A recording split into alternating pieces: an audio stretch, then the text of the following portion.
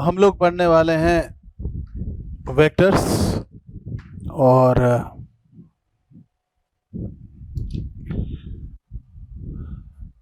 मेरा नाम है मयंक जोशी।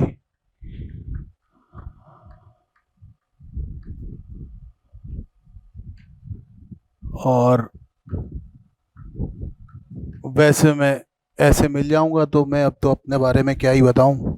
तो वेक्टर्स तो आप लोग सब ड्रॉपर हैं तो आपको आता ही होगा।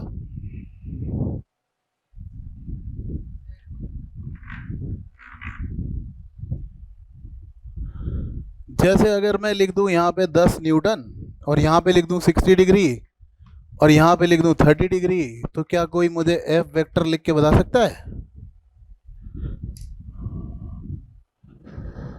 Come on. हाँ, कम ऑन, लिख के बता दो तुम तो।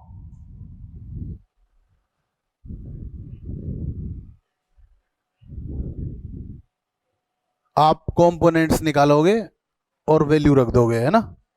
शाबाश, बैठ जाओ। और कोई तरीका? हाँ हाँ, बोलो बोलो, अगर आता है तो बताओ, कोई दिक्कत नहीं, उससे मुझे पता चलेगा कि मुझे मतलब क्या करना है आपके साथ। क्योंकि मैं तो देख के ही, मतलब मैं ये चाहता हूँ कि जब हम सवाल लगाएं फिजिक्स के तो बस देख के लग जाएं।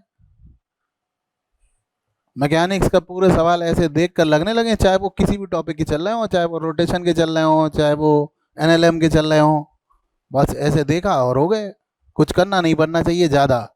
जो करना है मेहनत वो पहले कर लें बोर्ड पे, उसके बाद ज़्यादा दम नहीं लगाना पड़े। चलो कोई बात नहीं, अपन सिस्टमेटिकली पढ़ते हैं। और मैं ये मान लेता हूँ कि कुछ लोगों को आता होगा, कुछ को नहीं आता होगा, तो मैं हर बात बताऊँगा, ठीक है? और थोड़ी देर में लेवल सही जगह पहुंच जाएगा तो सबको एक जैसा लगने लगेगा। शुरू में हो सकता है कुछ लोगों को ऐसा लगे कि बहुत बेसिक बात बताई जा रही है, लग सकता है। एक होती है फिजिकल क्वांटिटी। फिजिकल क्वांटिटी की डेफिनेशन क्या होती है?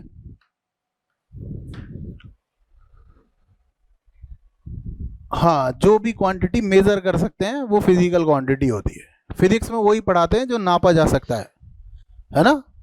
जैसे कोई बोलता है कि फीलिंग्स, तो फीलिंग्स नापी नहीं जा सकती कि मैं आपको कितना चाहता हूँ, नहीं तो मैं वो भी पढ़ा देता, मतलब मेरे को बहुत पसंद है। पर दिक्कत ये है कि उसको फिजिक्स में नहीं पढ़ा सकते, क्योंकि प्रॉब्लम ये है कि उसको मेजर नहीं कर सकते। बस कोई कहता है कि मैं आपको इतना चाहता हूँ, तो अब वो इतने का कोई मेजरमेंट नहीं है, उसके लिए कोई यूनिट नहीं है और उसकी कोई न्यूमेरिकल वैल्यू नहीं हो सकती है। अब फिजिक्स में जितनी भी फिजिकल क्वांटिटी होती हैं वो सब टेंसर क्वांटिटी होती है।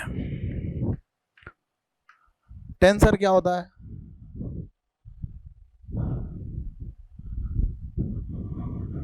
बातचीत करके पढ़ेंगे तो अच्छा रहेगा। टेंसर क्या होता है? अगर किसी को कुछ, देखो मैं आपके बारे में कोई राय नहीं बना रहा, आप भी मेरे बारे में मत बनाओ जब तक आपके सवाल नहीं लगने लगे। जिस दिन खत्म होगा उस दिन राय बनाएंगे। पहले दिन से तो क्या ही बनाए, ना मैं आपके बारे में बनाऊंगा ना आप मेरे बारे में बनाओ। तो अगर किसी को भी कुछ आता है तो बताओ, कोई दिक्कत नहीं है, अपने बातचीत करने से अच्छा रहता है। टेंसर किसी को आता है तो हाथ खड़ा कर दो, हाँ कम ऑन। मतलब इनका कहना है कि जिनके पास मैग्नीट्यूड होती है, जिनके पास डायरेक्शन होती है, पर वो वेक्टर लॉस को फॉलो नहीं करते, वो टेंसर होते हैं। अच्छा, तो कोई बात नहीं, ये गलत जवाब है ना? All physical quantities are tensor. सभी टेंसर होते हैं, कोई भी हो। जैसे हम सभी इंसान हैं,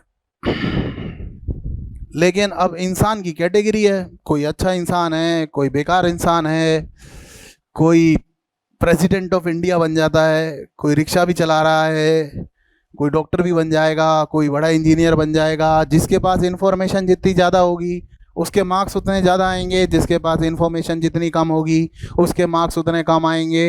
इसी तरह फिजिकल क्वांटिटीज़ में हमें किसी किसी फिजिकल क्वांटिटी के बारे में पता चलता है, उनके पास इंफॉर्मेशन होती है। जिसके पास इंफॉर्मेशन ज़्यादा होती है वो हायर रैंक का टेंसर होता है, जिसके पास इंफॉर्मेशन कम होती है वो लोअर रैंक का टेंसर होता है। सभी टेंसर होते हैं, पर जिसके पास इंफॉर्मेशन ज़्यादा है वो हायर रैंक का टेंसर है, जिसके पास इंफॉर्मेशन कम है वो लोअर रैंक का टेंसर है। सबसे छोटी रैंक का टेंसर होता है स्केलर,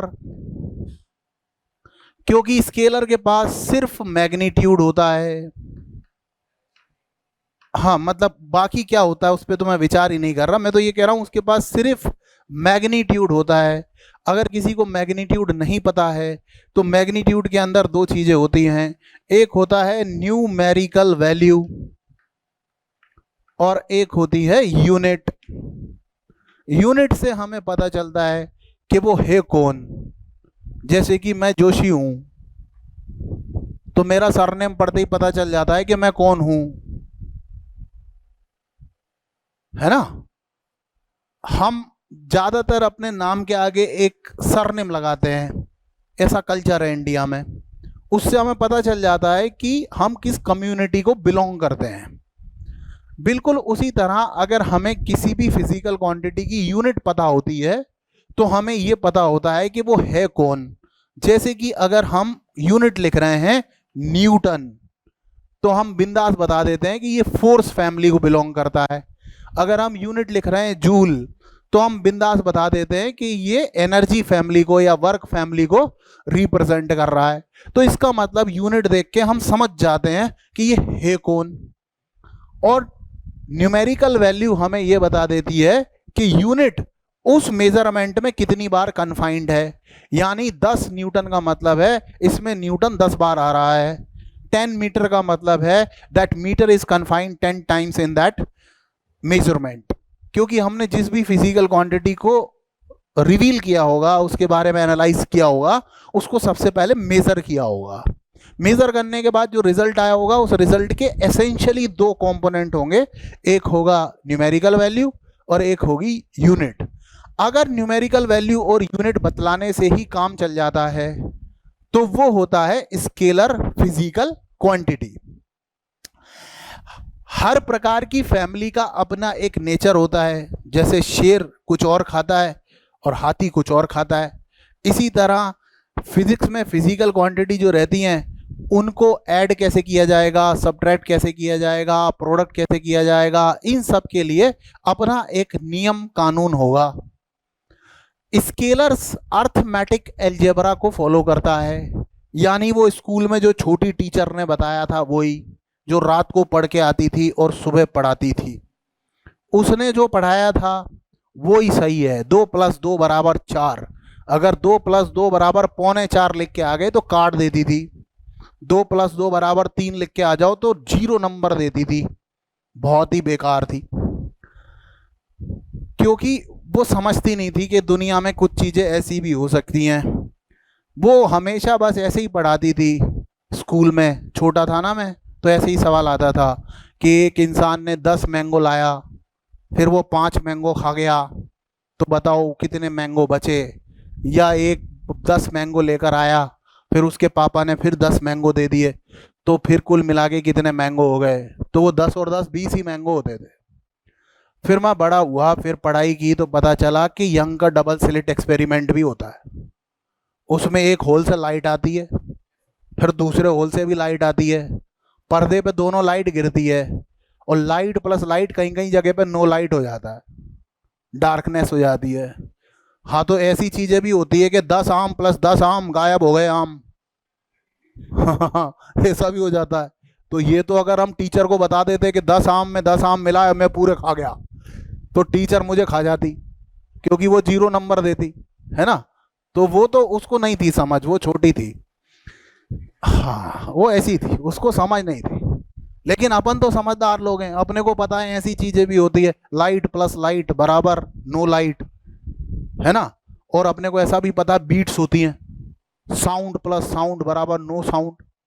अपने को ऐसा भी पता है फोर्स प्लस फोर्स बराबर नो फोर्स, क्योंकि इस ब्लॉक को धक्का देना था। ये लड़का और लड़की पक्के दोस्त थे, इन्होंने कहा आओ चलो अपन इसको मिलकर धक्का लगाते हैं।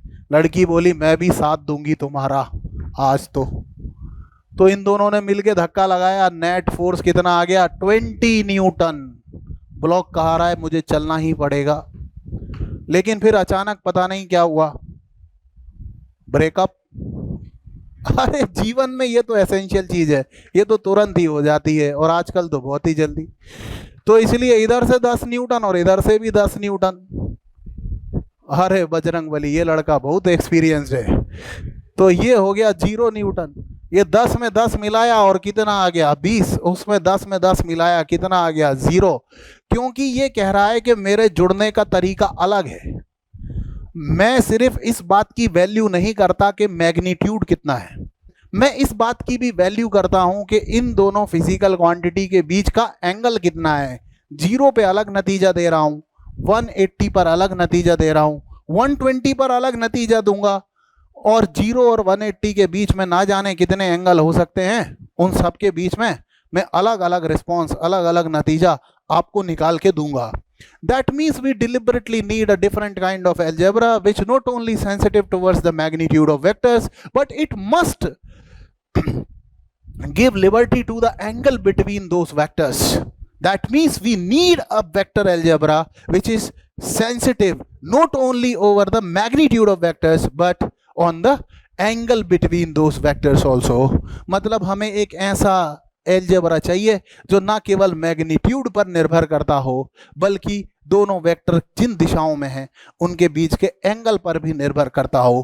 फिर चाहे हमें उनका एडिशन करना हो, चाहे उन्हें सब्ट्रैक्ट करना हो, चाहे उनको मल्टीप्लाई करना हो, कुछ भी करना हो, उसमें उस थीटा की इन्वॉल्वमेंट होनी चाहिए।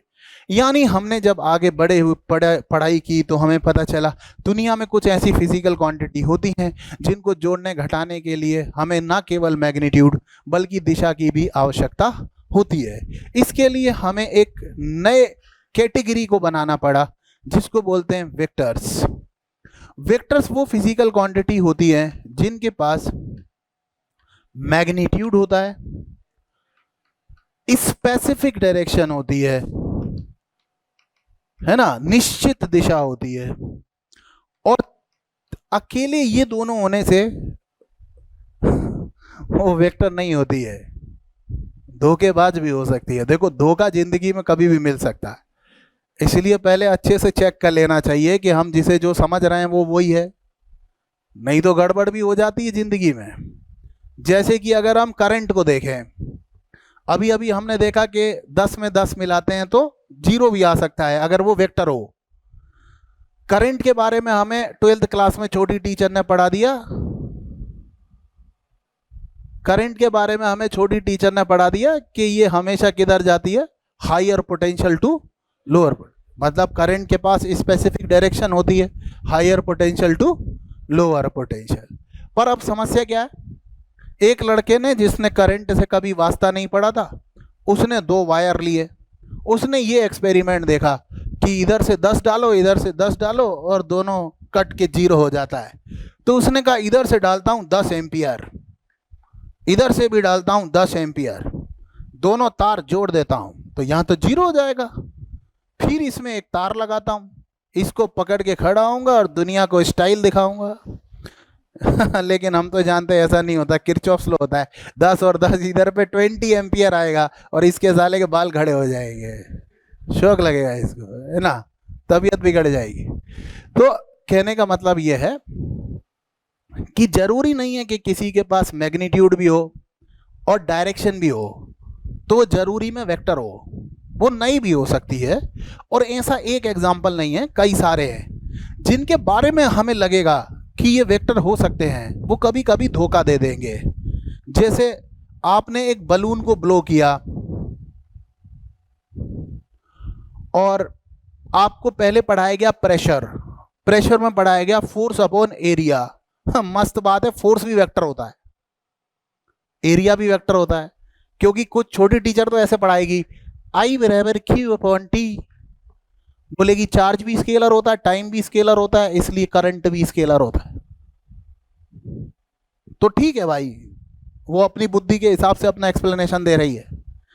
लेकिन फिर मैं उससे पूछूंगा कि सुनो टीचर, प्रेशर तो होता है फोर्स अपॉन एरिया, और आप तो जानती हो कि फोर्स भी वेक्टर होता है और एरिया भी वेक्टर होता है। अगर आपने मुझे ये एग्जांपल दिया था ये भी स्केलर है, ये भी स्केलर है, इसलिए ये स्केलर है, तो मैं आपसे बोल रहा हूं ये भी वेक्टर है, ये भी वेक्टर है, इसलिए ये भी वेक्टर है।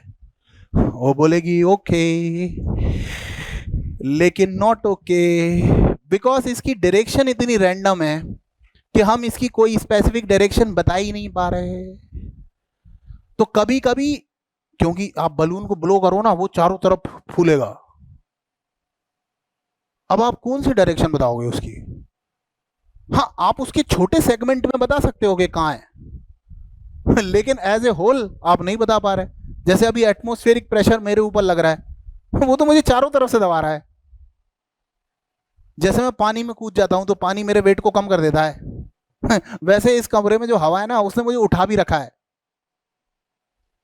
अगर इसमें से हवा गायब कर दे तो मैं थोड़ा और वजनदार हो जाऊंगा, क्योंकि उसने मुझे लिफ्ट भी कर रखा है। जैसे पानी में कूदना पानी डिस्प्लेस करता हूं वैसे हवा में कूदने पे हवा भी तो डिस्प्लेस कर रहा हूं, तो उसने भी तो बॉयंट लगा रखा है।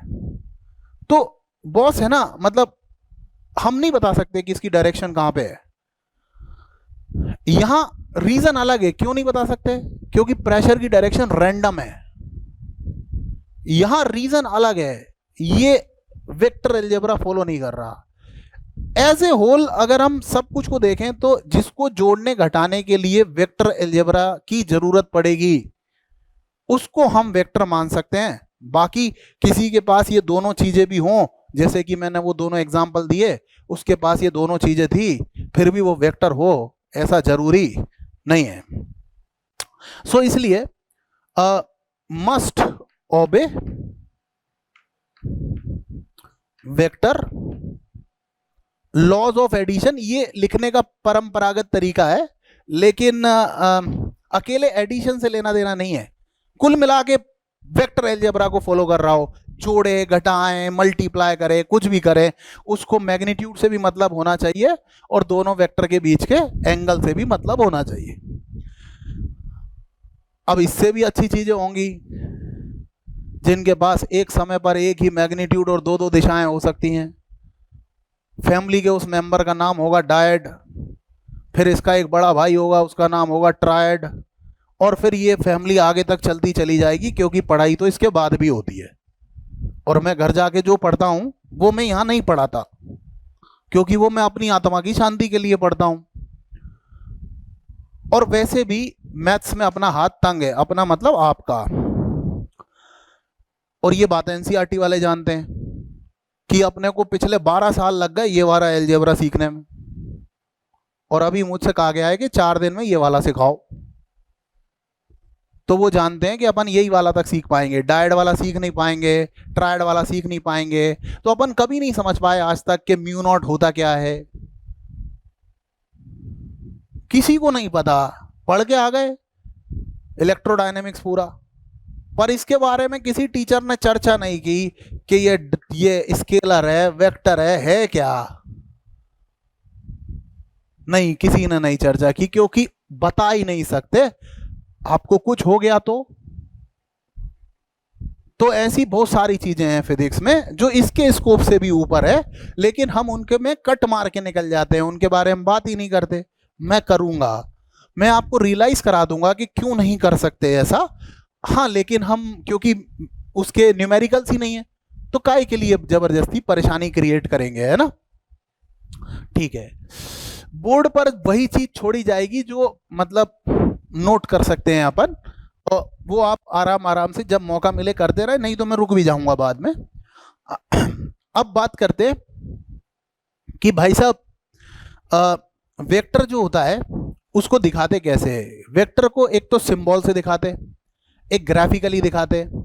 वैसे वेक्टर है ना, पोलर वेक्टर भी होता है और एक्सियल वेक्टर भी होता है लेकिन अभी हम उस में जा नहीं रहे, अभी सीधे सीधे पढ़ रहे हैं। तो अगर हम ग्राफिकली एक वेक्टर को दिखा रहे हैं, तो अगर हम ग्राफिकली एक वेक्टर को दिखाएंगे तो ये ए वेक्टर है, ये जहां से स्टार्ट होगा वो इसकी टेल होगी, और जहां पे खत्म होगा वो इसका हेड होगा। टेल से लेके हेड तक के बीच में जो होगी वो इसकी लेंथ होगी। लेकिन इसकी लेंथ जो है वो प्रोपोर्शनल होगी इसके मैग्नीट्यूड के, इक्वल नहीं होगी।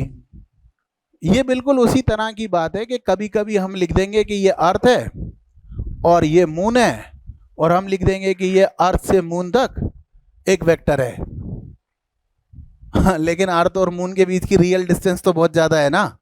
इसका मतलब हमने कोई ग्राफ पेपर लिया होगा, उस ग्राफ पेपर पे स्केलिंग कर ली होगी और हमने पता लगा लिया होगा कि ये डिवीजन जो है वो 10 न्यूटन है। जब हमसे किसी ने कहा होगा 20 न्यूटन का कोई वेक्टर बनाओ, तो हमने ऐसे बना दिया होगा। समझ गए ना बात को।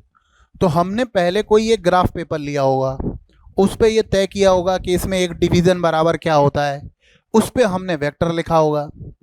अब वो हमसे बोलते हैं कि क्या दो वेक्टर्स को कंपेयर किया जा सकता है, तो इसका जवाब है कि ऐसे ही दो वेक्टर्स को कंपेयर किया जा सकता है जो सेम स्केल पर बनाए गए हों, यानी उनको सेम ग्राफ पेपर पे बनाया गया हो, सेम डिवीजन स्केल के साथ। अगर हम एक ग्राफ पेपर पे अलग वेक्टर बना लें, वहां पे मान लें एक डिवीजन बराबर 10 न्यूटन और दूसरे में बना लें एक डिवीजन बराबर 20 न्यूटन, तो हो सकता है कि दो बराबर लंबाई के वेक्टर भी एक 10 न्यूटन बता रहा हो और एक 20 न्यूटन बता रहा हो। तो ऐसे ही वेक्टर्स को कंपेयर कर सकते हैं जिनको कि हमेशा सेम स्केल पे ड्रॉ किया गया हो। ठीक है ना। ओके। दूसरा, अगर हमें इसको सिंबल से दिखाना है, मैं यार ऐसे ही पढ़ाता हूं है ना, कभी मैं ये मानता नहीं हूं कि आपको कुछ आता है, लेकिन at the end of the day सारे न्यूमेरिकल लॉजिकली हिट होना चाहिए। ऐसे नहीं कि बस आंसर आ गया, लॉजिकली होना चाहिए कि आंसर आ रहा है तो इस वजह से आ रहा है, टन आवाज आनी चाहिए। कोई भी ऐसा नहीं कि बस मान लो वाली बात नहीं होना चाहिए। सिंबल जो है वो या तो हम तो ऐसे ही दिखा पाएंगे बोर्ड पे, पर आप कोई अच्छी किताब रखते हो अपने पास तो उसमें कैपिटल लेटर्स से भी दिखा सकते हैं वो लोग, बोल्ड लेटर्स से, और बोल्ड और कैपिटल लेटर्स या स्मॉल लेटर्स भी हो सकते हैं, लेकिन बोल्ड से दिखाएंगे, जिसमें कि वो कर सकते हैं ऐसा क्योंकि वो कंप्यूटर से लिख रहा है। अब मेरे को आज की क्लास का मकसद ये है कि अगर मैं अंग्रेजी में कुछ लिखा हुआ देखता हूं तो क्या मैं उसको मैथमेटिक्स में वेक्टर बना सकता हूं क्या, या मैं मैथमेटिकली किसी वेक्टर को देखता हूं तो क्या मैं उसका इंग्लिश में मीनिंग निकाल सकता हूं क्या। अगर मेरे को ये आ गया तो मेरा काम बन गया। एक पुरानी कहानी है जिसमें बताते हैं कि जो जादूगर होता है उसकी जान तोते में थी। हर चैप्टर की जान है और वो किसी ना किसी तोते में बंद है। वेक्टर चैप्टर की जान जिस तोते में बंद है उसका नाम है यूनिट वेक्टर। तो अगर आपको यूनिट वेक्टर समझ में आ जाता है, आज की क्लास का मकसद ही केवल यूनिट वेक्टर है। अगर आपको यूनिट वेक्टर समझ में आ जाता है कि क्या है यूनिट वेक्टर, होता क्या है। अब यार वेक्टर के पास क्या क्या चीज होती होगी, एक उसका मैग्नीट्यूड होता होगा और एक उसकी डायरेक्शन होती होगी। तो यूनिट वेक्टर के पास भी दो चीज होना चाहिए, एक उसका मैग्नीट्यूड होना चाहिए और एक उसकी डायरेक्शन होना चाहिए। मैग्नीट्यूड के दो हिस्से होते हैं, एक न्यूमेरिकल वैल्यू और एक यूनिट। सबसे पहले इसकी कोई यूनिट नहीं होती। जैसे कि मैं अकेला मयंक होता और पीछे जोशी नहीं होता तो मैं किसी भी फैमिली को बिलोंग नहीं कर रहा होता, आप पता नहीं लगा पाते कि मैं कौन हूं।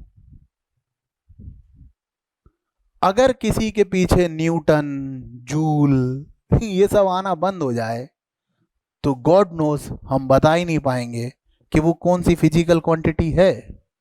तो सच्चाई ये है कि ये कोई फिजिकल क्वांटिटी होगी ही नहीं। कोई भी यूनिट वेक्टर किसी भी फिजिकल क्वांटिटी को रिप्रेजेंट ही नहीं कर सकता, क्योंकि अगर उसे रिप्रेजेंट करना है तो उसकी कोई यूनिट होना चाहिए।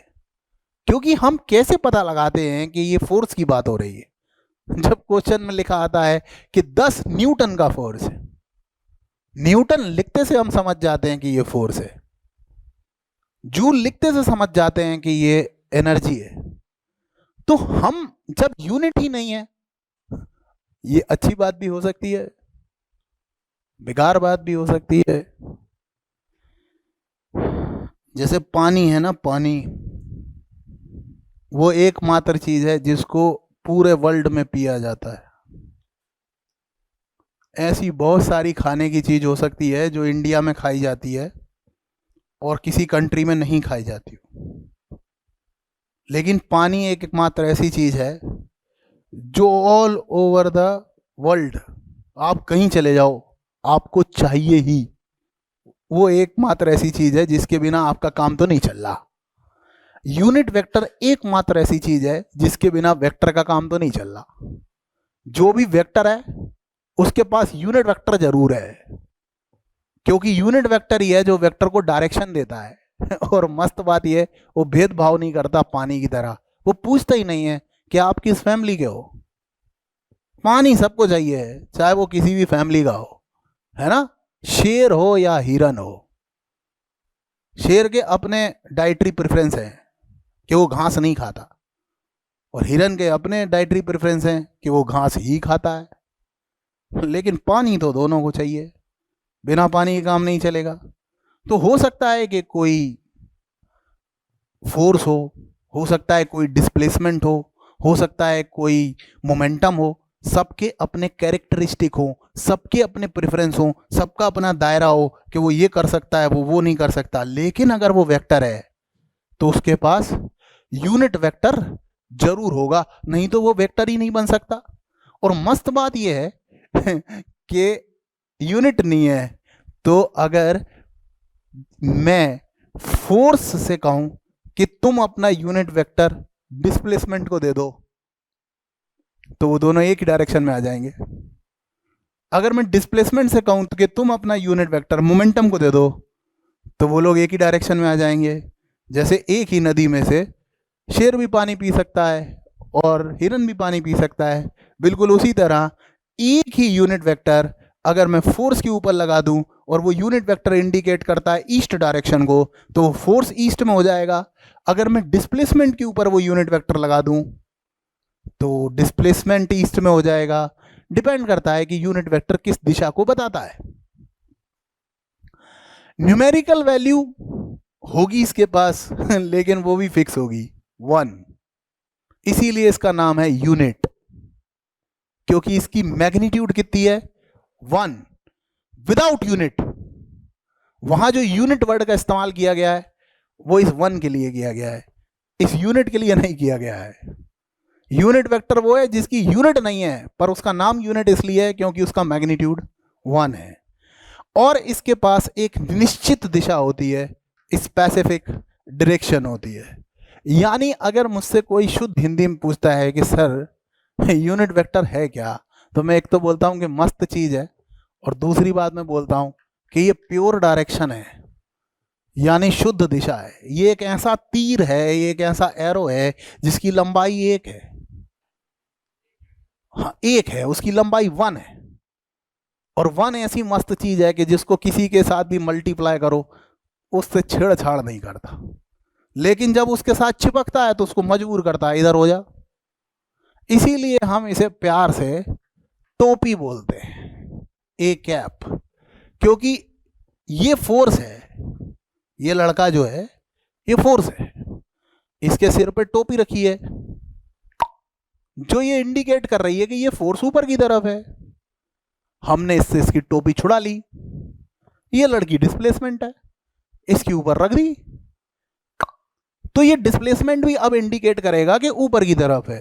ये लड़का इसका मैग्नीट्यूड ज़्यादा है इसका मैग्नीट्यूड कम है, तो मैग्नीट्यूड अलग अलग हो सकता है, लेकिन जिनकी टोपी सेम है वो पैरेलल है, क्योंकि वो एक ही दिशा को तो बता रहे हैं ना। तो इसलिए यूनिट वेक्टर एकदम मस्त चीज है क्योंकि वो प्योर डायरेक्शन है। दूसरी बात कि एक वेक्टर के पास साफ सामान क्या होता होगा, इसके लगेज में क्या क्या है, तो इसके पास एक तो है इसकी लंबाई यानी इसका मैग्नीट्यूड, और एक है इसकी डायरेक्शन यानी इसकी टोपी। मैग्नीट्यूड में टोपी को मल्टीप्लाई कर रखा है, मैग्नीट्यूड बता रहा है कि वो कैसा है और डायरेक्शन बता रही है कि वो किधर है। दोनों से मिलके क्या बन गया, वेक्टर। अब अगर मुझे इसकी टोपी छीनना थी इससे, तो ये तो बहुत ही आप देख ही रहे हो, तो इसकी टोपी छीनने का तरीका है कि मैं इसको नीचे ले आऊं, तो मैं इस वेक्टर को इसी के मैग्नीट्यूड से डिवाइड कर दूं, तो मेरे पास केवल टोपी टोपी बचेगी, यानी मेरे पास केवल डायरेक्शन डायरेक्शन बचेगी, मेरा काम बन जाएगा। जैसे फॉर एग्जांपल अगर कोई मुझे बताता है कि जोशी जी ए वेक्टर का मतलब होता है 10 न्यूटन ड्यू ईस्ट, कोई मुझसे बोलता है कि जोशी जी ए वेक्टर का मतलब होता है 10 न्यूटन ड्यू ईस्ट, तो सबसे पहले मेरे को इसका मैग्नीट्यूड चाहिए। इतनी देर से मैं पढ़ा ही रहा हूं, मैग्नीट्यूड में केवल दो चीजें शामिल हो सकती हैं, एक तो न्यूमेरिकल वैल्यू और एक यूनिट। तो मैंने इससे पूछा कि सुनो बे, तुम कोई भी हो, तुम्हारा मैग्नीट्यूड बताओ, बोले ये इतना है, तो यहां लिख लिया मैंने, copy paste, control C control V, तो ये आ गया मेरे पास 10 न्यूटन। अब मैंने यहाँ पे ए कैप निकालना है, तो ए वेक्टर को ए के मैग्नीट्यूड से डिवाइड कर दिया, तो ये हो गया भाइयों और बहनों 10 न्यूटन ड्यू ईस्ट। इसको डिवाइड कर दिया 10 न्यूटन से, टिचिक पिचिक, ये बन गया 1 ड्यू ईस्ट।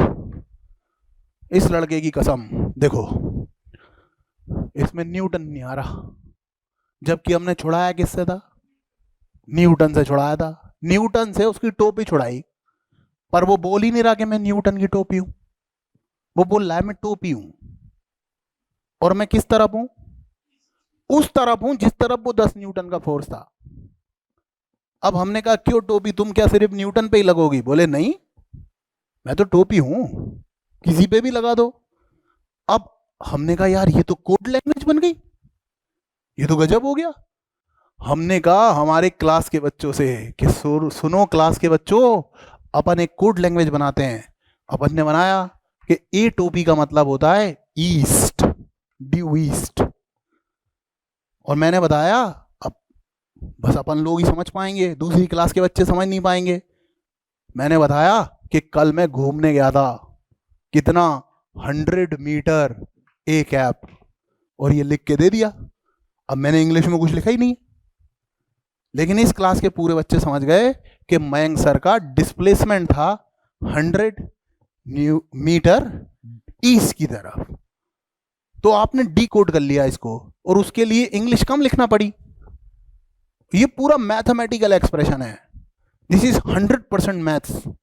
लेकिन वंस यू रियलाइज कि वो मैथ्स क्या है, तो आपको मैथ्स नहीं आ रहा पढ़ने में। आप 100 मीटर और ए कैप सोच के क्या सोच पा रहे हो, 100 मीटर, मीटर मतलब डिस्प्लेसमेंट, 100 मीटर का डिस्प्लेसमेंट है, किस तरफ है, ईस्ट की तरफ है ना। अब मान लो कि ये मेरा घर है, ठीक है, ये रिंकी का घर है और ये पिंकी का घर है। मैं रोज रिंकी घर भी जाता हूँ, पिंकी घर भी जाता हूँ, लेकिन मेरी कोड लैंग्वेज है, किसी को बताता नहीं होगी आज मैं किसके घर पहले गया था, किसी घर बाद में गया था। ए कैप मतलब रिंकी का घर, बी कैप मतलब पिंकी का घर, और फिर मैंने कल आके आपको बताया भैया सुनो 10 A cap plus 20 B cap. तो लड़के समझ गए, लड़कियां भी समझ गई कि मयंक सर 10 मीटर चल के पहले रिंकी के घर गए, वहां पे चाय पी, उसके बाद 20 मीटर चल गए पिंकी घर है, वहां नाश्ता किया, उसके बाद पता नहीं, अभी पता नहीं है, वो कल बताएंगे, ठीक है। तो लेकिन अपने को बात तो समझ में आ गई ना। अब इसी तरीके से, समझ तो नहीं आ रहा ना तुम लोगों को, कुछ समझ तो नहीं आ रहा। अरे मैं इसके बारे में पूछ रहा हूं, ये तो आ गया। अरे लिख लो। तो वो पूरे वर्ल्ड में साइंटिफिक कम्युनिटी होगी, उनको भी ये बात समझ में आ गई होगी कि अपन कोडिंग कर सकते हैं और कोड वर्ड में अपनी बात समझा सकते हैं, जिससे किताबों का खर्चा बचेगा, कम लिखना पड़ेगा, छपाई के पैसे बचेंगे, और चीज़ों को आसान शब्दों में लिखा जा सकेगा, आसानी से जोड़ा जा सकेगा, आसानी से घटाया जा सकेगा, आसानी से समझाया जा सकेगा। तो उनका उद्देश्य वेक्टर पढ़ा के कभी भी आपको कठिन करना नहीं है, सरल करना है। पहले तो अपने को ये समझना चाहिए, ये जितने भी लोग आ रहे हैं जो अपने को ट्रिग्नोमेट्री पढ़ा रहे हैं, ग्राफ पढ़ा रहे हैं और फिर वेक्टर पढ़ा रहे हैं, इनका उद्देश्य अगर उलझाना हो तो पढ़ाएं ही ना। मैं अपने फिजिक्स के लेक्चर्स में 90% काम ऐसे कर देता हूँ कि मैथ्स की ज़रूरत ही नहीं पड़ती। लेकिन मैं मैथ्स को अवॉइड नहीं करता, पहले मैं सिखाता हूँ फिर तरीके से हटा देता हूँ, उसके बाद हम डायरेक्ट सवाल करते हैं। लास्ट 23 ईयर से अपनी कॉपी बाज़ार में बिकती है, कई टीचर्स खरीद लेते हैं, फिर वो पूछने आते हैं कि सर इसमें क्वेश्चन लिखा है, आंसर लिखा है, मेथड नहीं है। तो मेथड खोपड़ी से खोपड़ी में ट्रांसफ़र हो जाती है, लेकिन वो कुछ भी होगा उसमें 2-4 दिन का समय लगेगा। आपकी सोच, क्योंकि पहले से न्यूरॉन्स ने रास्ता बना रखा है आपके दिमाग में, तो अब वो प्रॉब्लम है। हम छोटे थे तो सबसे पहले हमने जो रामायण देखी थी, हम बहुत छोटे थे तभी आ गई थी, तो अब जब भी हम आंख बंद करते हैं हम हनुमान जी की जगह दारा सिंह दिखता है। प्रॉब्लम है, क्योंकि हमने सबसे पहले हनुमान जी के रूप में दारा सिंह को देख लिया, तो अब हमें कोई दूसरे को देखते हैं तो मज़ा ही नहीं आता। अब आपने क्या स्कूल में पढ़ लिया या जहाँ भी पढ़ लिया, और अगर आपने सब कुछ सही पढ़ लिया तो बहुत अच्छी बात है। लेकिन अगर अपने पास कोई बोलना चाहिए मिसकंसेप्शन है, और सारे न्यूमेरिकल वहीं से बनते हैं जहाँ पे मिसकंसेप्शन होता है, क्योंकि अपन जब क्वेश्चन पढ़ते हैं तो पहला ऑप्शन भी सही लगता है, बुराई दूसरे में भी नहीं रहती, तीसरा भी मस्ती दिख रहा होता है, और चौथा भी ठीक ही लग रहा है, क्योंकि अपना मिसकंसेप्शन है।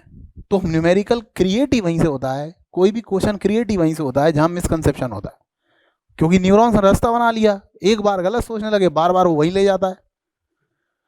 उसको ख़त्म करने का तरीका होता है, वो तरीका क्रिएट करने में 2 दिन 4 दिन 5 दिन आपसे गलती करवा के ही हो सकता है। अगर मैं सबसे पहले आपसे पूछ रहा हूँ कि टेंसर क्या होता है और आप गलत बता रहे हो और फिर मैं उसे सही कर रहा हूँ, तो फिर आप जीवन भर नहीं उसको भूलोगे। बट हाँ बेटा, मैं आपकी बुराई तो किसी की भी नहीं कर रहा, मैं तो आपको एक मतलब बोलना चाहिए रियलाइजेशन करा रहा है, उसमें कोई गलत बात नहीं है ना। जो देखो, स्कूल हो या कोचिंग हो, पढ़ाना तो सही ही चाहिए। अरे बेटा, तो अपन उस पर तो डिबेट ही नहीं कर रहे, बात तो मैं सही बोल रहा हूँ ना, उसमें जाएंगे तो लंबा डिबेट हो जाएगा, हम तो उसकी बात ही नहीं कर रहे। पर अगर अपने न्यूरॉन्स गलत दिशा में जा रहे हैं तो अपने को उनको करेक्ट करने की रिस्पॉन्सिबिलिटी अपनी है कि नहीं है तो बस है, तो अपन उस पर काम कर रहे हैं, और उसमें अपन लोग पार्टनर हैं, अपन एक दूसरे के विरोधी नहीं है, अपन पार्टनर हैं, और अपन पार्टनर बन के ही काम करना पड़ेगा, है ना। इसलिए कभी भी अपनी सही बात बोलने से झिझकना नहीं है। ये नहीं कि यार सर क्या बोले, मैं तो कुछ बोल ही नहीं रहा ना, आप गलत बताओगे तो मैं उसे एकदम सही कर दूंगा। तो चलो फिर, अब क्या हुआ कि पूरी साइंटिफिक कम्युनिटी ने ये कोडिंग कर दी। उन्होंने बोला कि यार इस तरह से हम 6 डायरेक्शन ले लेते हैं, ये 6 डायरेक्शन ले ली म्यूचुअली परपेंडिकुलर, दाएं बाएं आगे पीछे ऊपर नीचे, ठीक है ना। x minus x, y minus y, z minus z, ठीक है ना। ये हमने डायरेक्शन ले ली, ऊपर नीचे दाएं बाएं आगे पीछे, ये 6 म्यूचुअली परपेंडिकुलर डायरेक्शन हो सकती है।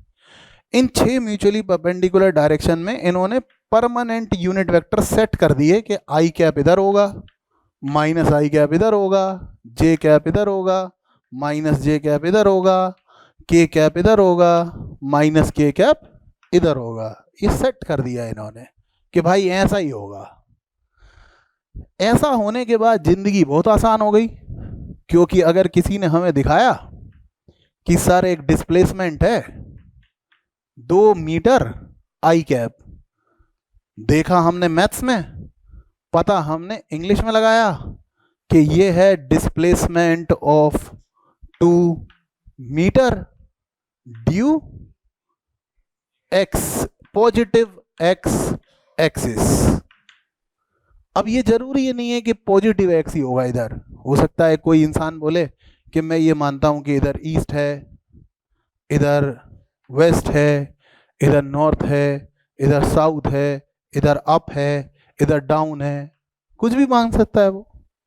आप इसको कॉपी बनाओगे ना तो ये हॉरिजॉन्टल दिखेगा, तब आपको ईस्ट इधर दिखेगा, वेस्ट इधर दिखेगा, नॉर्थ इधर दिखेगा, साउथ इधर दिखेगा, और जो ये जेड बाहर आ रहा है वो कॉपी में से ऊपर जाता दिखेगा और कॉपी में नीचे जाता दिखेगा। तो आपको यहाँ पे लग सकता है कि सर ऊपर तो इधर है, लेकिन मैं आपकी कॉपी के हिसाब से चल रहा हूँ। कॉपी में आपको ये लाइन बाहर निकलती हुई दिखेगी, तो ये जेड आपको ऊपर जाता हुआ दिखेगा, है ना। तो इसलिए मैंने ऐसे लिखा है। तो कुल मिलाकर हम समझ गए। अब अगर ये ईस्ट लिखा होता तो हम यहाँ ईस्ट लिख देते। क्लियर है? चलो, तो इतना काम तो हो गया भाई, साइंटिफिक कम्युनिटी वालों ने ऐसा क्यों किया हमारे साथ, ये हमें समझ में आ गया। दूसरी बात कि अगर कोई मुझसे कहता है कि सर ड्रॉ करके बताना जरा 2 मीटर ईस्ट, ये ड्रॉ करके बताओ सर। अब अगर मैंने यहां बनाया ईस्ट, वेस्ट, नॉर्थ, साउथ, तो ज्यादातर बच्चे क्या बोलेंगे कि ये ईस्ट में आई है, ये माइनस आई है, ये जे है, ये माइनस जे है। तो ज्यादातर लोग बोलेंगे यहां बनाओ। और सोचो अगर मैं इसका नाम रख देता हूं ए वेक्टर, तो ये ए वेक्टर है। मेरा सबमिशन आपसे बस इतना सा है कि मैं इस कमरे में अगर इधर ईस्ट होता है और 2 मीटर चलूं तो ये भी 2 मीटर ईस्ट होगा। अभी मैं ऊपर वाली क्लास में पढ़ा रहा था, वहां पे भी मैंने सेम एग्जांपल दिया था, तो मैं वहां पे ना 2 मीटर ईस्ट में चला तो वहां पे भी यही 2 मीटर था। सुबह मैं अपने घर से ऑनलाइन क्लास ले रहा था, वहां पे भी मैंने 2 मीटर ऐसे ही चल के दिखाया था। और किसी दिन आप मेरे को अपने घर ले गए कि सर चलो यार आप बहुत सही लग रहे हो, तो आपके घर में भी अगर मैं 2 मीटर चला ईस्ट की तरफ तो वहां पे भी ऐसे ही होगा वेक्टर। तो यार इसको मैं यहाँ बनाऊं, यहाँ बनाऊं, यहाँ बनाऊं, यहाँ बनाऊं, यहाँ बनाऊं, इस बोर्ड पे कहीं पे भी बनाऊं, इस कमरे में कहीं पे भी बनाऊं, यहाँ बना दूं, तो अभी तो वो 2 मीटर ईस्ट ही होगा ना यार। इस कहानी से ये शिक्षा मिलती है कि जब तक वेक्टर की लंबाई नहीं चेंज हो रही, जब तक उसकी डायरेक्शन नहीं चेंज हो रही, तब तक आप उसे कहीं पे भी बना लो। यानी वेक्टर को उसके पैरेलल शिफ्ट करने से वेक्टर की मैग्नीट्यूड और उसकी डायरेक्शन चेंज नहीं होती और हम उसे कहीं भी बना सकते हैं। समझ रहे हैं क्या बात को? अगर कोई हमसे बोलता कि एक बी वेक्टर है जो है 4 मीटर नॉर्थ, तो इस बी वेक्टर को मैं कहीं भी बना दूं, यहीं बनाना जरूरी है क्या? यहां बना दूं, ये बी वेक्टर नहीं है क्या? अरे नॉर्थ की तरफ दिखा तो रहा है यार, और इसकी लंबाई होती होगी जिस भी स्केल पे मैंने ली होगी उस स्केल पे 4 होती होगी, तो इस पूरे बोर्ड पे कहीं पे भी बना दूं मैं, ये सारे बी वेक्टर ही हैं जब तक उनकी लेंथ सेम है और जब तक उनकी डायरेक्शन सेम है। अर्थात किसी भी वेक्टर को उसके पैरेलल शिफ्ट करने से उसकी सेहत पे कोई असर नहीं पड़ता, वो वेक्टर जैसा है वैसा ही रहता है। पूरा लेक्चर ध्यान से सुनने पर शायद एंड में कुछ नतीजा निकलता है और वो आपको 1-2 लेक्चर में पता चल जाएगा कि ऐसा ही होता है सर के साथ। फिर लास्ट में जो चीज़ आती है उससे एकदम सही हो जाता है मामला, लेकिन वहाँ तक ले जाने के लिए बात पूरी कहना पड़ती है, क्योंकि मुझे बिल्कुल नहीं पता है कि हर बंदे का बैकग्राउंड क्या है। कोई हो सकता है बहुत ज़्यादा पढ़ के आया हो सकता है कम पढ़ गया, तो मेरे को तो इस तरह से फ्रेमिंग करना पड़ेगी कि मैं कुछ भी बोलूँ 3 लेक्चर के बाद सब लोग बराबर लेवल पे बैठे हों, तो इसलिए मुझे तो पूरी बात करना पड़ेगी। अब मेरे को इतना समझ में आ गया कि मेरे बच्चे 1 डायमेंशन में तो सोच लेते हैं। अगर कोई उन्हें ईस्ट में सोचने के लिए बोले तो वो समझ गए कि आई कैप लगाना है, नॉर्थ में समझने के लिए बोला जे कैप लगाना है, वेस्ट में माइनस आई कैप लगाना है और मैग्नीट्यूड के साथ चिपका के लिख देना है। इतने में तो सब लोग एकदम मस्त ताबड़तोड़ काम हो गया सबका। अब लेकिन कभी कभी किसी ने हमें ऐसा वेक्टर दे दिया कि 3i + 4j, इसको देख के फीलिंग क्या आएगी? सबसे पहले तो ये ऐसा वेक्टर है जिसमें i भी शामिल है और जिसमें j भी शामिल है। इसका मतलब इसको सोच के, इसको देख के क्या क्या नतीजे मेरे दिमाग में आएंगे? एक तो ये एक 2 डायमेंशनल वेक्टर है, समझ रहे हैं ना? जैसे ये एक 1 डायमेंशनल है। कैसे नतीजा निकाला गुड़िया? केवल आई आ रहा है। ये भी एक वन डायमेंशनल वेक्टर है क्योंकि इसमें केवल जे आ रहा हो, लेकिन ये कैसा वेक्टर है? टू डायमेंशनल वेक्टर है। बढ़िया, फर्स्ट क्लास। इसमें ये 3 और 4 क्या है? नहीं नहीं नहीं, ये 3 और 4 क्या है?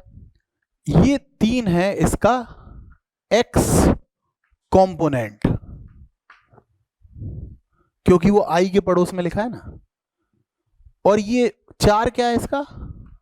अरे सीखते तो गजब ही हो तुम यार, वाई कंपोनेंट, क्योंकि वो किसके बगल में लिखा है? अब ऐसे ही अगर ये के बगल में लिखा होता कुछ, तो वो जेड कंपोनेंट हो जाता। मतलब एक वेक्टर अगर एक से ज्यादा यूनिट वेक्टर्स के टर्म्स में लिखा है, इसका मतलब हर यूनिट वेक्टर की दिशा में उसके पास कुछ कुछ मैग्नीट्यूड है, और वो जो हर यूनिट वेक्टर की डायरेक्शन में उसके पास कुछ मैग्नीट्यूड है, वो क्या है? उसके कंपोनेंट्स। क्लियर है बात? अब क्या हम इसको ड्रॉ कर सकते हैं? क्या हम इसको ड्रॉ कर सकते हैं? ये आई, ये जे, दोनों की जरूरत है हमें। 3i वैसे मैं कहीं भी बना सकता हूं, क्योंकि 3 मैं कहीं भी बना दूं, अभी मैंने ही सिखाया है, तो मैंने 3 इधर ही बना दिया आपकी सुविधा के लिए। अब कुछ महान गंजक्कर लोग बोलेंगे कि 4 इधर ही बनाओ। अरे क्यों बनाओ, वो तो मेरी मर्जी है, कहीं भी बनाओ। तो मैंने 3i बना दिया और यहां बना दिया मैंने 4j। समझ गए ना? एक कीड़ा है, कीड़ा जमीन पे चल रहा है, वो पहले 3 मीटर इधर गया, फिर वो मुड़ा, फिर 4 मीटर इधर चला गया। अब हमें ये बताना है कि वो वेक्टर्स में कैसे बताएं कि वो कितना गया। तो इस ए वेक्टर को कौन रिप्रेजेंट करेगा? उसको ये दोनों मिलकर रिप्रेजेंट कर रहे हैं, पर ना ये ए वेक्टर है ना ये ए वेक्टर है, ये इसके कंपोनेंट्स हैं, क्योंकि वो कीड़ा है। हो सकता है कीड़ा तो ऐसे ही चला गया हो,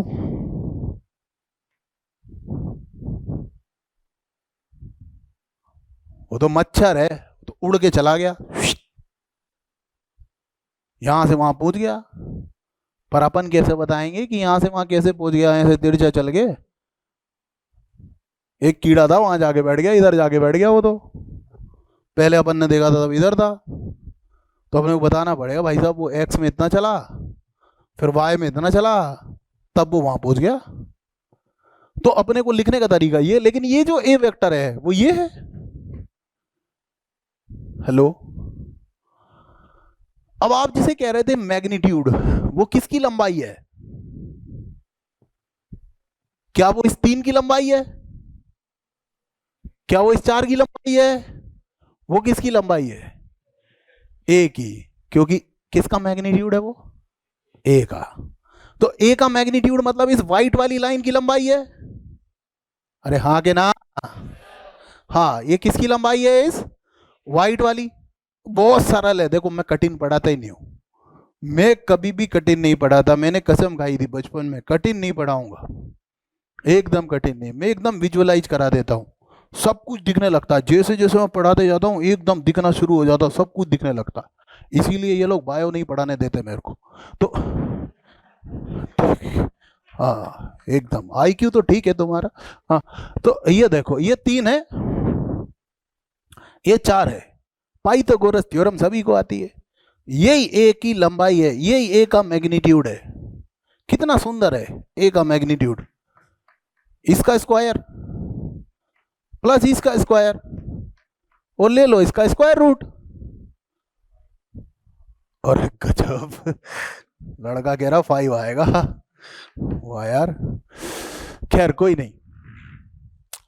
तो ऑल आई वांट टू से कि अगर आपकी जिंदगी में कभी ऐसा वेक्टर आ जाता जिसमें लिख रहा होता ए एक्स आई प्लस ए वाई जे, अगर ये वेक्टर का एक्सप्रेशन है तो ये इसकी जन्म कुंडली है। जैसे कोई ढंगा पंडित है तो वो पूछेगा जोशी जी कितनी बजे पैदा हुए थे, कौन से शहर में पैदा हुए थे, ये बता दो, बाकी मैं बताऊंगा। तो अगर कोई वेक्टर की इक्वेशन लिखी है तो फिर अपन ही पंडित जी हैं। फिर अपन बोल रहे तू पूछ, तू बस ये इक्वेशन दे दे, उसके बाद सब हम पे छोड़ दे, हम रेल बना देंगे। तो सबसे पहले तो हम इसका मैग्नीट्यूड फेंक के मारेंगे कि ले साले, ये रहा तेरा magnitude, under root X component का स्क्वायर प्लस वाई कॉम्पोनेंट का स्क्वायर। आंख बंद करो, दिखना चाहिए ये किसकी लंबाई है, ए वेक्टर की, ये वाली लंबाई है ये। हेलो, ये तो एक्स कंपोनेंट अलग है, वाई कंपोनेंट अलग है, लेकिन ये वेक्टर की लंबाई है ना, वेक्टर का मैग्नीट्यूड है। ठीक है, बढ़िया। फिर ये तो हमें वेक्टर का मैग्नीट्यूड निकालना आ गया। अरे वाह यार, वेक्टर का मैग्नीट्यूड आ गया हमारे पास। अब दूसरी चीज हमें पता होना चाहिए, वेक्टर की डायरेक्शन। अरे वेक्टर की डायरेक्शन, ये वेक्टर किस तरफ है ये हमें पता होना चाहिए। अब पता लगाने के कई सारे तरीके हैं। एक तो हमें ये पता हो यूनिट वेक्टर किधर है, या हम यूनिट वेक्टर कैसे बनाएं। दूसरा तरीका ये हो सकता है कि हमें ये पता चल जाए कि ये जो कंपोनेंट है ये तो हमें पक्का पता है कि ये एक्स डायरेक्शन में है। अगर कोई हमें ये बता दे कि ये वाला वेक्टर एक्स डायरेक्शन से कितना एंगल बना रहा है, तो भी हमारा काम बन सकता है। कोई हमें ये बता दे कि ये वाई डायरेक्शन से कितना एंगल बना रहा है, तो भी हमारा काम बन सकता है। एक्स डायरेक्शन से कितना एंगल बना रहा होगा वो यहाँ से पता चल जाएगा, ये ए है, ये एक्स है, ये इनके बीच का एंगल। अरे यार तुमने जिंदगी में कुछ नहीं पढ़ा होगा तो कम से कम ट्रिग्नोमेट्री तो पढ़ी होगी यार। हाँ, तो इसमें तो क्या ही दम है, टेन थीटा ऑफ एक्स बराबर वाई अपॉन एक्स, है ना भाई, है ना भाई। अच्छा, लेकिन अगर वाई एक्सिस से एंगल निकालना होता तो वो यहाँ पे होता, अल्टरनेट अपोजिट एंगल। तो ये वाला एंगल वाई के साथ है इसका, ए का। हेलो, तो इसलिए यहां पर टेन थीटा ऑफ वाई निकालते तो वो 3/4 आ जाता। सर हम भूल गए तो, अरे भाई तुम गणेश हो गया, भूल क्यों जाओगे। टेन थीटा ऑफ एक्स निकालना है, मान लो एक्स के साथ एंगल निकालना है, तो कुछ नहीं है, एक्स कंपोनेंट नीचे आएगा, जिसके साथ एंगल निकालते हैं वो कंपोनेंट नीचे आएगा। टेन थीटा ऑफ वाई निकालना है, इसका मतलब वाई कंपोनेंट नीचे आएगा। समझ तो नहीं आ रहा। अच्छा, अगर हमारे पास एक वेक्टर है ए वेक्टर, और उसके बारे में बताया कि ये दो कंपोनेंट से मिलके बना है, तो याद ये जरूरी नहीं है कि वो एक्स वाला ही दिया होगा। अब कुछ लोग क्या होता है, बिल्कुल थंब रूल से चलते हैं, जोशी जी आपने जो लिख दिया मैं वही मानूंगा, और फिर आपसे आके कहूंगा आपने और कुछ लिखा ही नहीं था। तो कोई जरूरी थोड़ी है कि आई और जे ही होगा, क्यों आई और के नहीं हो सकता क्या। तब ये कौन सा कंपोनेंट कहलाएगा। बंद करवाएं क्लास, घर चलें, बारात में आए हो, बोलो ना। हाँ, और ये जेड कंपोनेंट। हाँ, और इसका मैग्नीट्यूड कैसे निकालेंगे, अंडर रूट ए एक्स स्क्वायर प्लस ए जेड स्क्वायर। इसका एक्स एक्सिस के साथ एंगल कैसे निकालेंगे, ए एक्स नीचे ए जेड ऊपर। हेलो, और इसका जेड एक्सिस के साथ एंगल कैसे निकालेंगे, ए जेड नीचे। अब कोई पूछ सकता है सर इसका वाई के साथ एंगल निकालो, फिर वही बोलना पड़ेगा भाई गणेश आदमी हो गया यार, ये वाला वेक्टर क्लियर दिख रहा है कि एक्स और वाई के बीच में है, एक्स वाई प्लेन में है, ये क्लियर दिख रहा है कि ये एक्स और जेड प्लेन में है। तो फिर ऐसी गंदी बातें मत करो। जो एक्स और जेड में होगा उसका वाई के साथ एंगल 90 होगा। मैं इस दीवार में हूं,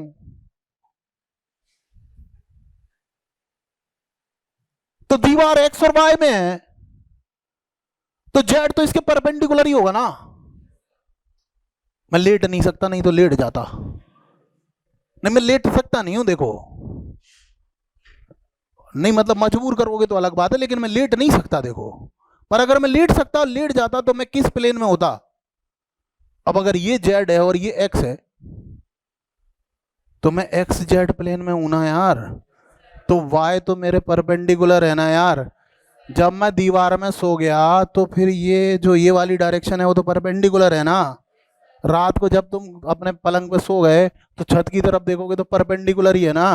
तो अगर तुम्हारा कमरा एक्स और वाई में है और छत की तरफ जेड है तो वो तो परपेंडिकुलर है ना यार। तो जब ये तो कॉमन सेंस है ना यार, तो तीसरे के साथ तो 90 डिग्री का एंगल है ना यार। हाँ बोलो।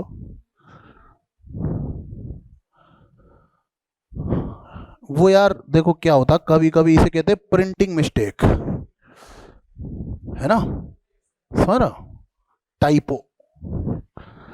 ठीक है वो हो गई होगी, बाकी दिल का मैं एकदम साफ आदमी हूँ। खैर वापिस आते, यहां तक की बात तो जम गई। अपने को देखो वेक्टर दिखाया गया, वेक्टर की कुंडली देखी अपन ने, तुरंत पूछा भाई तू कितना लंबा है, अंडर रूट ए एक्स स्क्वायर प्लस ए वाई स्क्वायर किया तो ये लंबाई पता चल गई। तू एक्स के साथ कितना एंगल बना रहा है, तो तेरा एक्स कंपोनेंट नीचे वाई कंपोनेंट ऊपर, रेशो जो भी आया उसे टेन थीटा से इक्वेट करके थीटा निकाल लेंगे। ऐसे ही वाई के साथ एंगल निकाल सकते हैं, तो वाई कंपोनेंट नीचे आ जाएगा, है ना। बहुत ही मतलब इस तरह के लोग हो, अगर आपसे जैसे कहे नहीं कि सर चाय पीजिए तो चाय नहीं पियेंगे आप।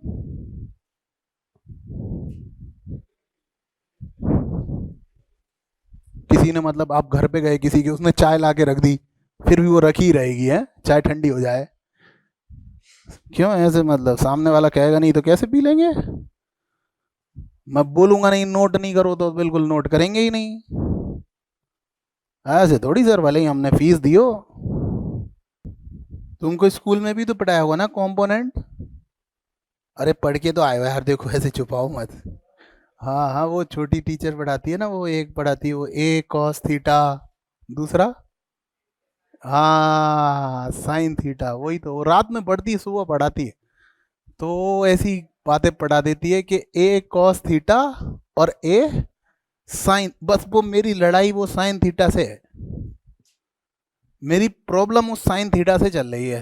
तो पहले तो वो न्यूरॉन्स गलत दिशा में जा रहे हैं ना, मैं उनको सही कर रहा हूँ, अभी मेरा अगला टारगेट वो है।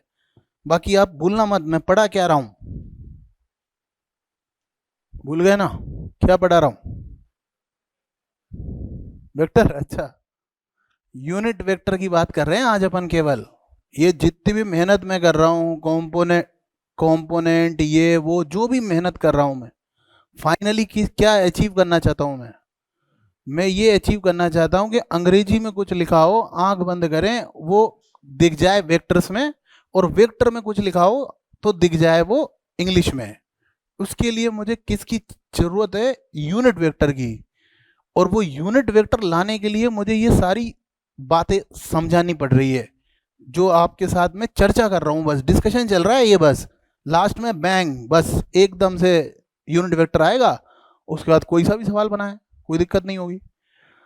खैर अपने को पता चल गया कि ये तो सब कंपोनेंट्स होते हैं और ये इस तरह से एंगल वेंगल निकाल ही लेते हैं अपन, इसमें तो कोई खास बात है नहीं।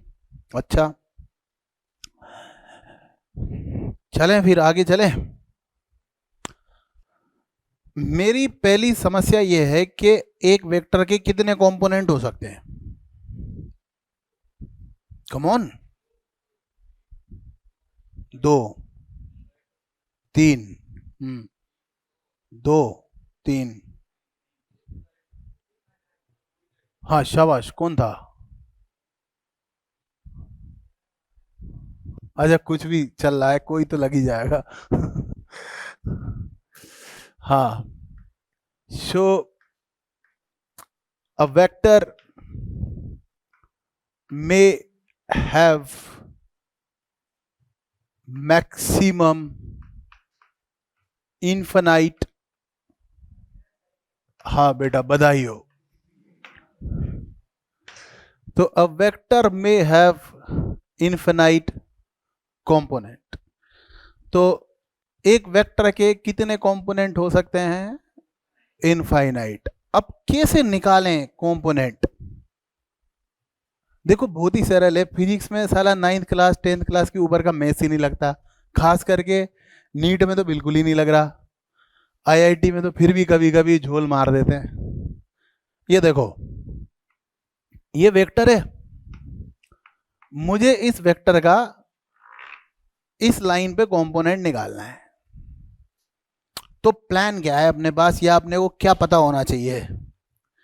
एक तो मुझे उस वेक्टर की लंबाई यानी लेंथ पता होना चाहिए कि ये जो वाइट कलर की लाइन है जिसको मैं ए वेक्टर बोल रहा हूं, उसकी यहां से लेके यहां तक, ओ से लेके पी तक इसकी लंबाई कितनी है। अगर मुझे पता चल जाए कि ये लंबाई ए का मैग्नीट्यूड, जिसको कि साधारण भाषा में ए भी लिख देते हैं, वो है ना। अब मुझे इसका कंपोनेंट निकालना है, तो कंपोनेंट निकालने का देसी तरीका क्या है साहब अपने पास? यही है कि इसकी जो ये हेड है यहां से एक नॉर्मल ड्रॉप कर लो,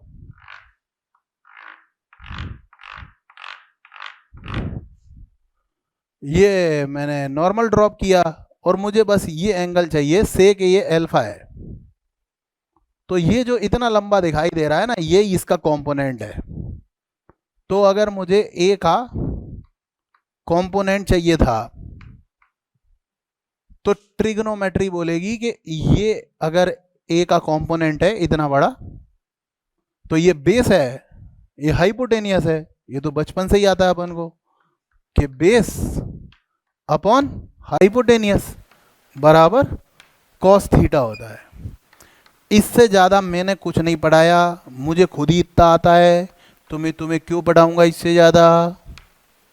अब स्कूल वाली टीचर ने कुछ भी पढ़ाया हो, अब देखो मेरी स्कूल वाली टीचर से कोई लड़ाई नहीं है ना, अपन दोनों दोस्त हैं, लेकिन अपने को वो न्यूरॉन्स का रास्ता बदलना है।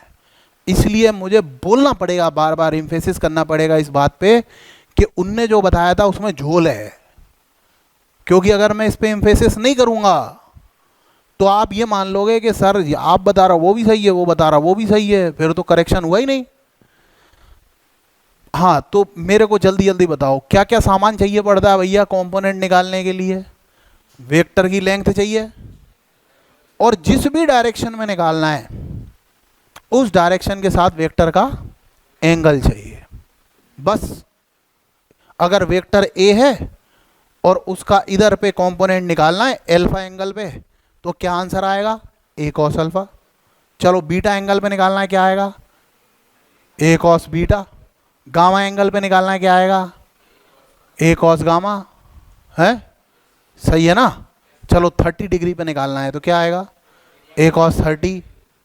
60 डिग्री पे निकालना है, ए कॉस 60, है ना, है ना। अच्छा, क्या मैंने साइन बताया क्या बेटा? मैंने साइन थीटा के बारे में कुछ बोला नहीं, मैंने नहीं बोला।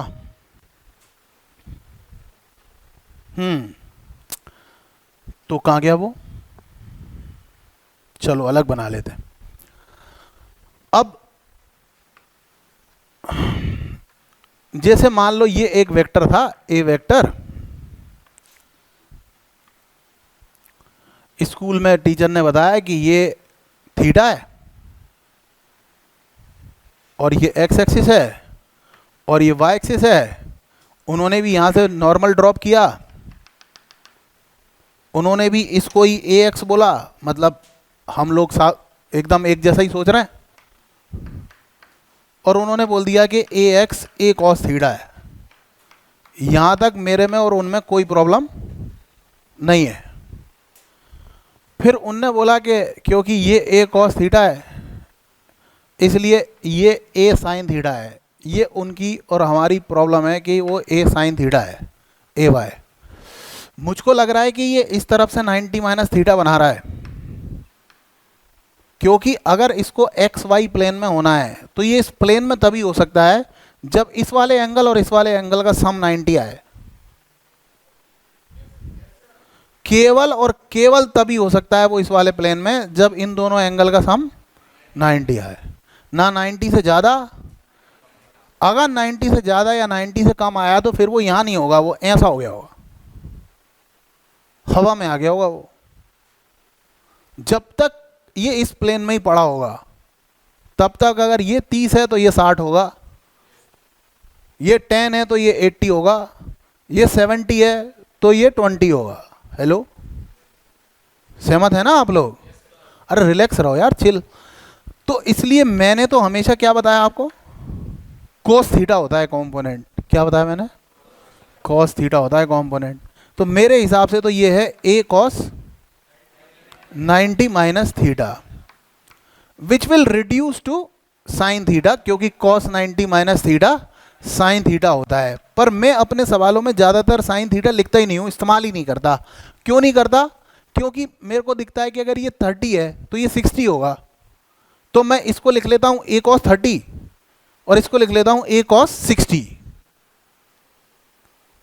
हाँ, तो सर आप ऐसा क्यों करते हो? क्यों सर, आपको ऐसा क्या पड़ा है? ये इसलिए पड़ा है कि ये तो बस एक एक्सक्लूसिव केस है, क्योंकि कोस 90 माइनस थीटा ही साइन थीटा होता है। ये तो एक अनहोनी अनोखी घटना थी, एक्सक्लूसिव इवेंट थी जो घट गई। हमारा उद्देश्य ये थोड़ी है कि हम 2D वाला वेक्टर पढ़ेंगे हम चाहते ही नहीं है कि, हम तो ये चाहते हैं कि हम एक ही वेक्टर पढ़ें जिसमें सब कुछ आ जाए। पर हमारा रास्ता ऐसे ही जाता है धीरे धीरे, क्योंकि हमारे दिमाग में जितने साइकोलॉजिकल लॉक लग रहे हैं, मिटा दूं ना, उन सबको सही करना हमारी जवाबदारी है। इसीलिए तो हम इकट्ठा हुए हैं, क्योंकि सिलेक्शन होने और नई सिलेक्शन होने में मतलब थोड़ा सा ही अंतर होता है।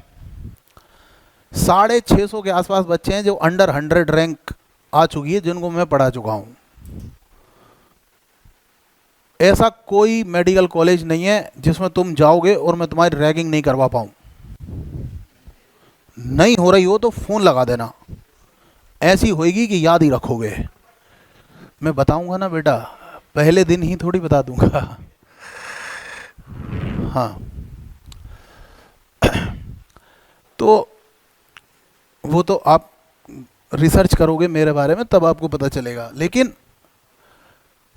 और करीब 5 बार AIR-1 को मैं पढ़ा चुका हूँ।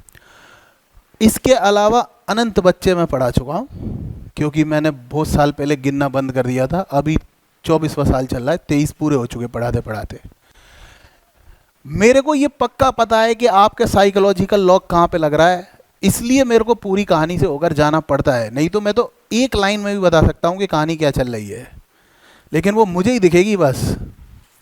अब मैं ये कह रहा हूँ कि अगर ये वेक्टर हवा में आ गया, ये हमारा मेरा अंतिम लक्ष्य तो यही है ना, ये वेक्टर आ गया स्पेस में, मतलब अब मैं ऐसे दीवार में नहीं हूं, अब मैं ऐसे हूं। हाँ, कॉर्नर, वही वाली बात है ना, कॉर्नर जरूरी नहीं है, क्योंकि कॉर्नर से भी मैं यूं बनाता, अब मैं चाहे बीच में खड़े होकर यूं बना लूं। वेक्टर को पैरेलल शिफ्ट किया जा सकता है, पहले ही बता दिया है। तो वो तो हम यहां पे इसलिए बनाते क्योंकि चित्र अच्छा दिखे, बाकी तो ठीक है।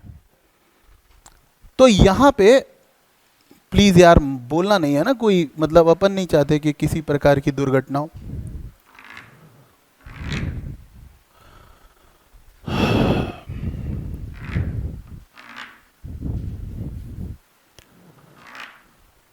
अगर आप थोड़ा ध्यान से देखेंगे तो आपको 3D लुक दिखाई देगा। ये येलो कलर का वेक्टर आपको स्पेस में दिखाई दे रहा होगा, और अभी भी नहीं दिखाई दे रहा तो हो सकता है अब दिख जाए।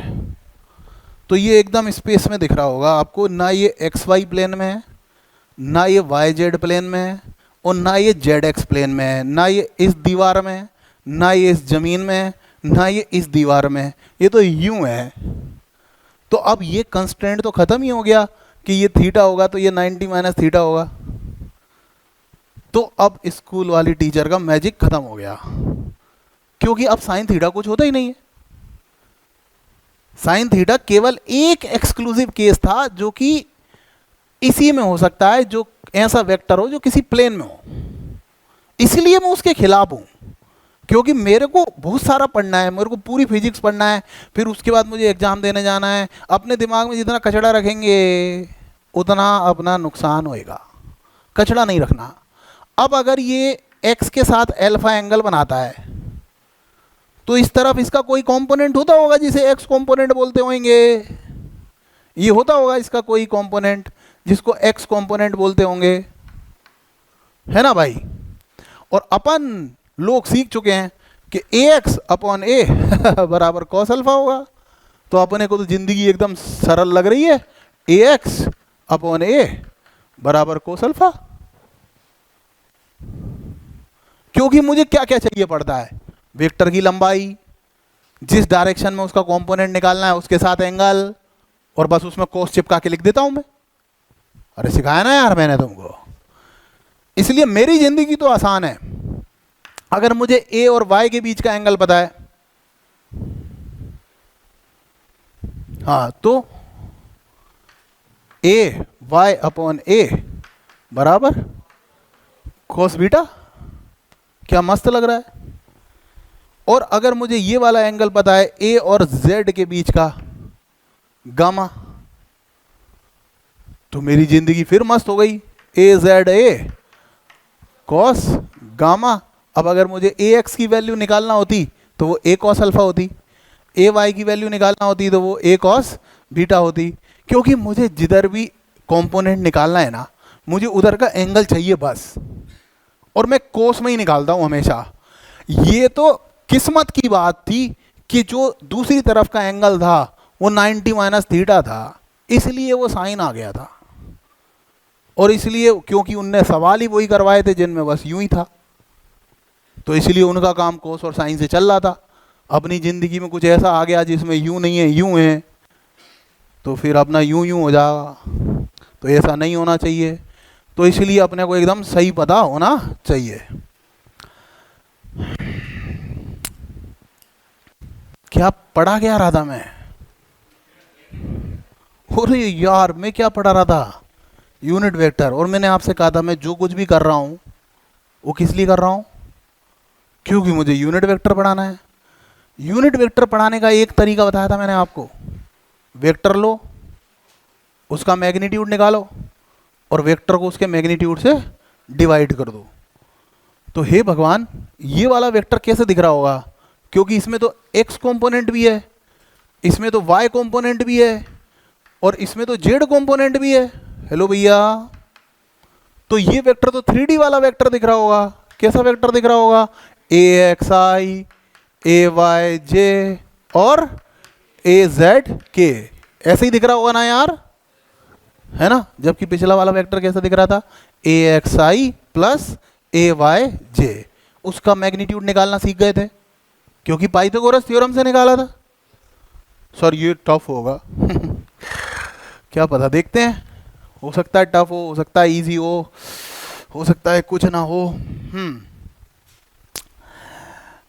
अब अगर मुझे इस वेक्टर की लंबाई निकालना है, किसकी लंबाई निकालना है मुझे, ये पीला पीला है ना, इसकी लंबाई, इधर देखो रे, ये पीले पीले की लंबाई निकालना है ना।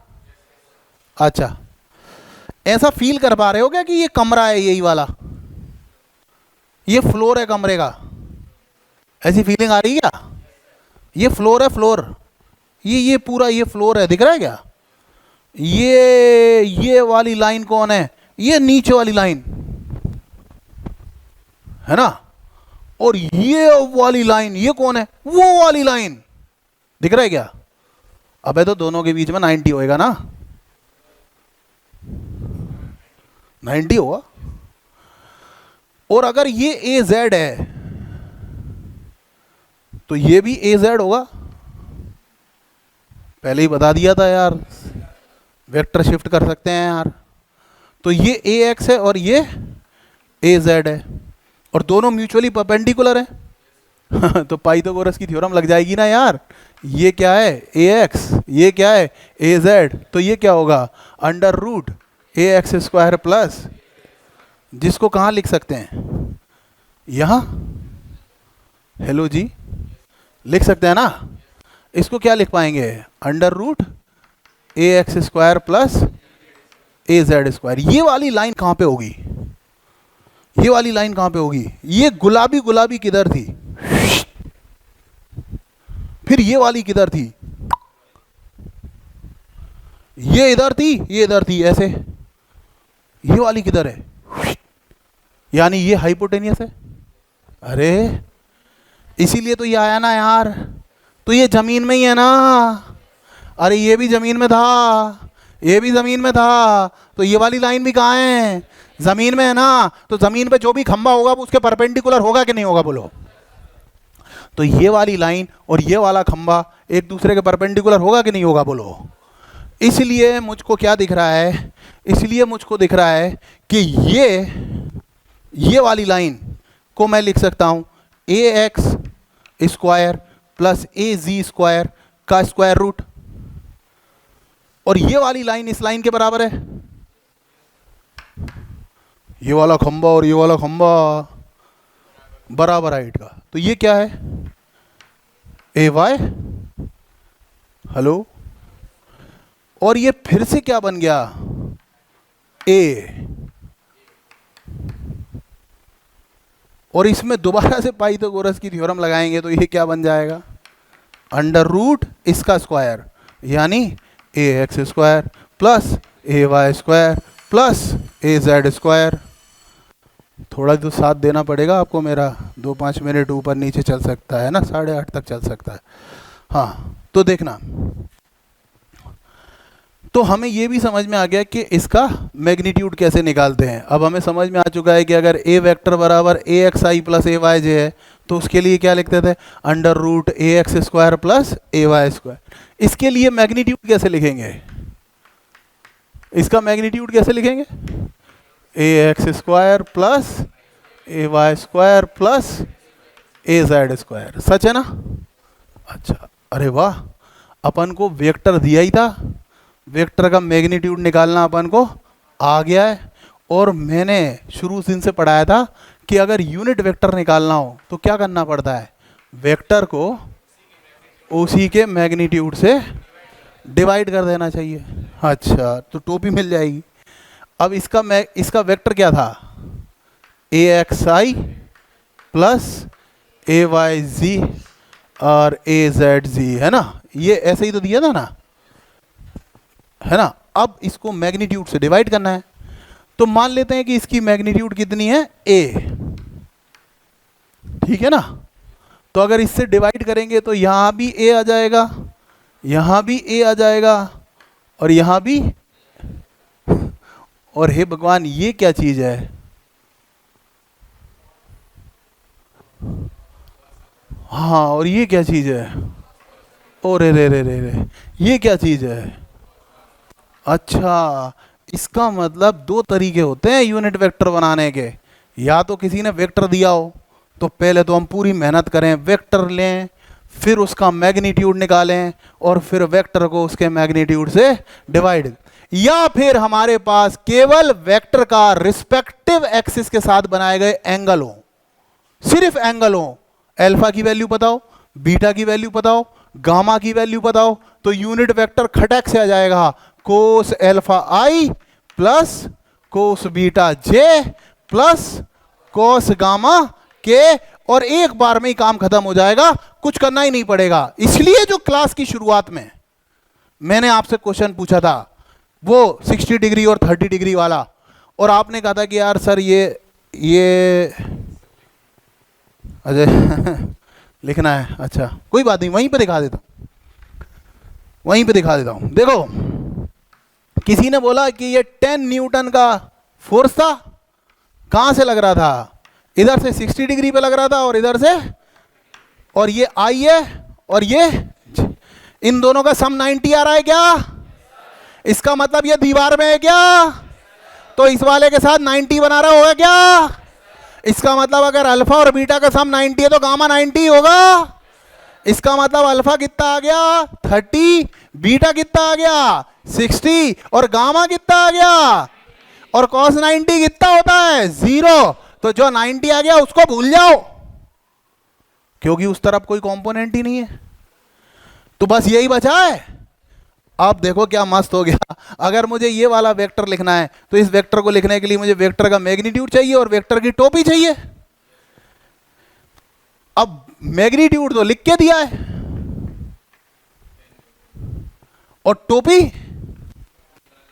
टोपी निकालना बिल्कुल आसान है ना। ये देखो, ये अल्फा है और ये, तो ये क्या लिखा हो गया, कोस अल्फा आई प्लस कॉस बीटा जे।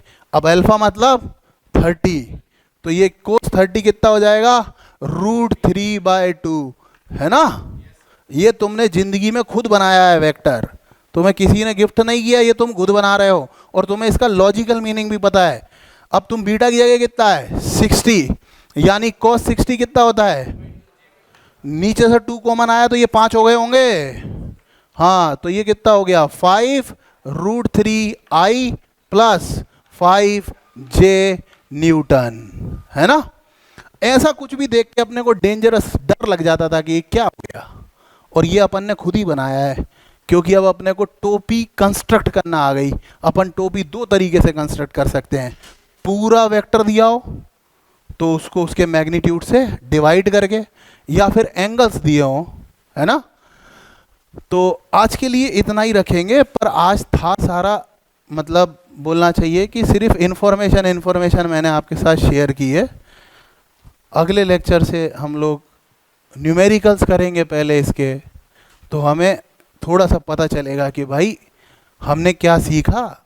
अभी इसकी जांच परख करने की कोई ज़रूरत नहीं है कि हमने क्या सीखा, सिर्फ जितना लिखवाया है उतना ही एक बार रीड करके आना है, ना ही अभी कोई न्यूमेरिकल लगाने की ज़रूरत है। बाकी आप अपनी श्रद्धा से लगाना चाहें कोई दिक्कत नहीं है, ठीक है।